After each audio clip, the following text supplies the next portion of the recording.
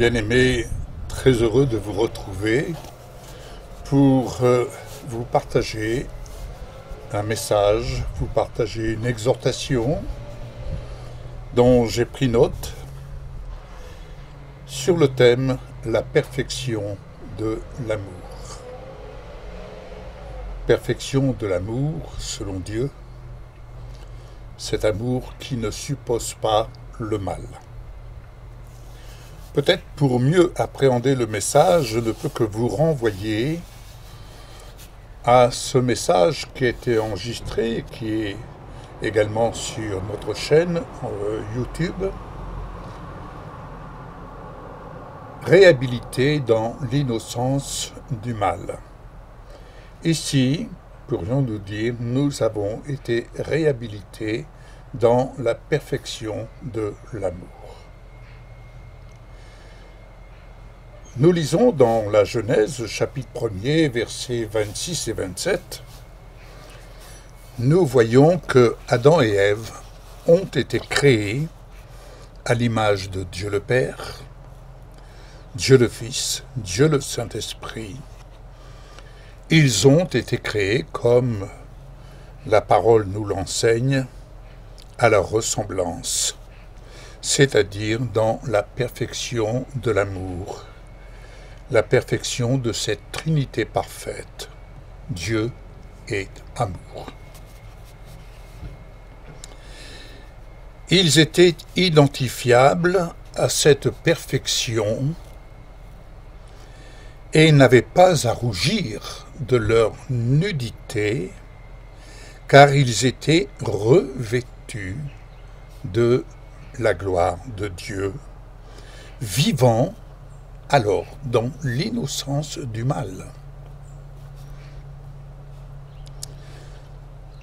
Ils étaient placés dans le jardin d'Éden avec une intelligence éclairée, c'est-à-dire qu'ils n'étaient pas entachés. Et ils avaient tout simplement mission de cultiver ce jardin et d'en prendre soin. Ils avaient mission de cultiver tout ce qui se trouvait sur la terre et d'en prendre soin. Ils pouvaient donc, dans la perfection de cet amour, se multiplier, c'est-à-dire d'avoir une vie féconde, d'avoir des enfants, vivant dans la perfection de cet amour. Or, il leur était interdit de se nourrir de l'arbre de la connaissance du bien et du mal, afin de ne pas prendre le risque d'être établis dans la mort. Genèse 2, verset 17 et Éphésiens 2, versets 1 et 3 nous en donnent une illustration. Cette désobéissance a entraîné une autre culture. Elle a entraîné la culture de la connaissance du bien et du mal. Genèse 3, versets 4 à 5. C'est ainsi que, en cultivant la connaissance du bien et du mal, vous remarquerez aujourd'hui, nous voyons nos enfants qui ont cette capacité de manifester et de dire ce qui est bien, ce qui est mal, selon leur propre jugement. Autrement dit, lorsqu'on voit un enfant, on aime le garder dans l'innocence du mal. Mais lorsqu'il grandit, il manifeste cette capacité quant à la connaissance du bien et du mal. Cette capacité de juger. Donc on pourrait dire, il se fait Dieu. C'est pourquoi Tout enfant qui se manifeste ainsi a besoin de naître de nouveau. Nous allons voir ça un peu plus loin. Donc, Adam et Ève ont perdu l'éclat de la gloire. Et ils eurent à rougir alors de leur nudité, au point de coudre des feuilles de figuier pour se faire des pagnes. Genèse 3, verset 7. Peut-être me direz-vous, Pasteur Yves, on connaît cette histoire, on nous l'a déjà racontée. Oui, on l'a peut-être déjà racontée, mais il serait judicieux de revenir au fondement de la parole. C'est ce que mon père spirituel m'a laissé comme dernière parole. Revenir au fondement de la parole, car c'est là que nous sommes conduits à nous humilier devant notre Dieu, devant notre Père. Marcher dans l'humilité. Marcher dans l'humilité. La chrétienté a besoin de s'humilier devant Dieu pour vivre et apprendre à vivre, pour revenir dans la perfection de l'amour. Adam et Ève ont donc perdu le privilège de cultiver dans la perfection de l'amour et de gérer avec une intelligence éclairée les biens de cette terre, de cet Éden. Et par conséquent, la femme enfanta dans la douleur. L'homme cultiva à la sueur de son front. Il vivait hors de la perfection de l'amour. Car en mangeant le fruit de l'arbre de la connaissance du bien et du mal, ils se sont positionnés comme Dieu le Père, Dieu le Fils, Dieu le Saint-Esprit. Genèse 3, verset 22. Ainsi, ils sont devenus juges de ce qui est bien ou mal. Oui. Ils sont devenus juges de ce qui est bien ou mal. Et comme l'histoire nous le montre dans les textes bibliques, et même dans l'histoire que nos ancêtres ont connue, ils avaient droit de vie ou de mort sur leur prochain. Un exemple, Genèse 4, versets 6 à 8, Caïn tua son frère Abel. Parce qu'il jugea préférable de le tuer par jalousie. Alors, maintenant, nous allons voir le nouvel Adam, l'homme nouveau, dans la perfection de l'amour. 1 Corinthiens 15, versets 20 à 28. Yeshua, notre Messie, a été relevé d'entre les morts, prémisse de ceux qui sont morts. La mort étant venue par un homme, la résurrection des morts est venue par un homme, Yeshua, notre Messie. Si les hommes meurent, c'est parce qu'ils sont liés à Adam.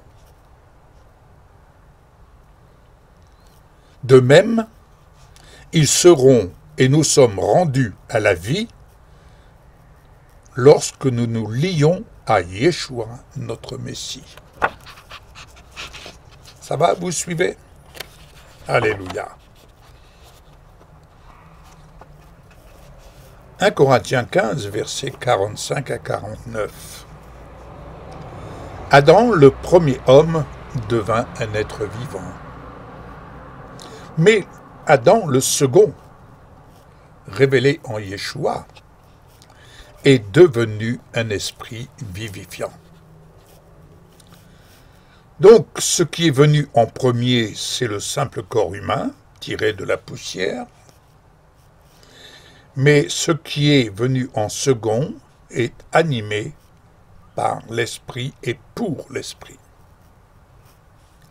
Ainsi, ceux qui sont nés de l'esprit sont nés du ciel et sont comme l'homme qui appartient au ciel. Vous voyez où je veux en venir? Bien-aimés, si nous portons l'image de l'homme, nous sommes appelés, destinés à porter l'image de l'homme qui appartient au ciel. Autrement dit, à vivre dans la perfection de l'amour. Ézéchiel 11, 19 et chapitre 36, verset 26 et suivant, vous pouvez le lire. La promesse de Dieu se trouve ici, dans ce plein accomplissement en Yeshua.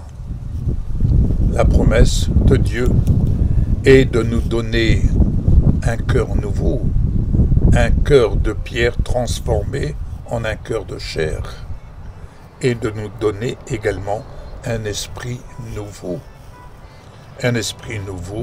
pour vivre dans la révélation de Yeshua. Ainsi, naître de nouveau, c'est naître selon l'esprit, c'est naître de la Jérusalem d'en haut, qui est libre, et cette Jérusalem, c'est notre mère. Galates 4, versets 26 et 28. Et comme Isaac, nous sommes alors enfants de la promesse. Nous naissons dans la perfection de l'amour de Dieu, qui se révèle en Yeshua. L'œuvre de l'Esprit est d'amener la perfection de cet amour en nous et qu'elle y soit pleinement établie en Yeshua. Ainsi, selon 1 Jean 4, versets 17 et 18, tel est notre Messie, tel nous sommes aussi dans le monde. Ainsi établis dans la perfection de son amour, nous sommes pleins d'assurance pour le jour du jugement. Pourquoi? Car il n'y a pas de crainte dans la perfection de son amour. Il ne surpasse pas le mal. Il atteint son objectif, à savoir supprimer la crainte d'où qu'elle vienne. Connaissez-vous encore ces temps de crainte? Bien-aimés, il vous suffit de vous perfectionner dans cette notion d'amour. 1 Jean 5, versets 4 à 5, « Ce qui est né de Dieu triomphe du monde, et la victoire qui triomphe de ce monde, c'est notre foi. C'est votre foi. » Amen. Alléluia. Voilà ce que je voulais vous partager. Père, je te remercie pour cette dimension dans laquelle tu désires amener tes enfants, que nous sommes en Yeshua, enfants de la promesse. Merci pour le Saint-Esprit qui œuvre en chacun d'entre nous afin de nous amener à vivre dans la plénitude de la perfection de ton amour. Car cet amour ne suppose pas le mal. Et vivre dans cette dimension d'amour, c'est apprendre et vivre le reflet de la gloire de Yeshua. Ainsi, Christ en nous, l'espérant de la gloire. Seigneur, que cette réflexion soit le partage de mes bien-aimés qui sont à l'écoute, qui visionnent cette vidéo, et que celui qui ne te connaît pas, eh bien, puisse tout simplement faire le pas. Oui, faire le pas. De t'accepter, Yeshua, comme alliance, et de se lier à toi pour vivre son plein salut. Comprendre qu'il a été racheté de ce monde de ténèbres dans lequel nous sommes. Un monde obscur, un monde qui ne sait où il va. Seigneur, que le cœur de mon ami qui écoute et qui se pose des questions, certainement, puisse tout simplement te recevoir comme sauveur de sa vie personnelle et Seigneur de sa vie personnelle, car tu lui assures la vie éternelle et tu lui assures son plein salut. Les choses anciennes sont passées. En toi, Yeshua, toutes choses sont devenues nouvelles. Seigneur, tu connais où il en est. Quel que soit son passé, ton sang a été suffisant pour le racheter et le purifier de tout péché. Qu'il s'incline simplement devant toi et qu'il reconnaisse cet état de fait et qu'il se réjouisse de te rencontrer et que tu puisses venir maintenant, qu'il puisse même t'inviter à venir faire ta demeure en lui, chez lui, non seulement pour lui, mais aussi pour le salut de toute la famille. Amen. À bientôt, chers amis, et bon courage.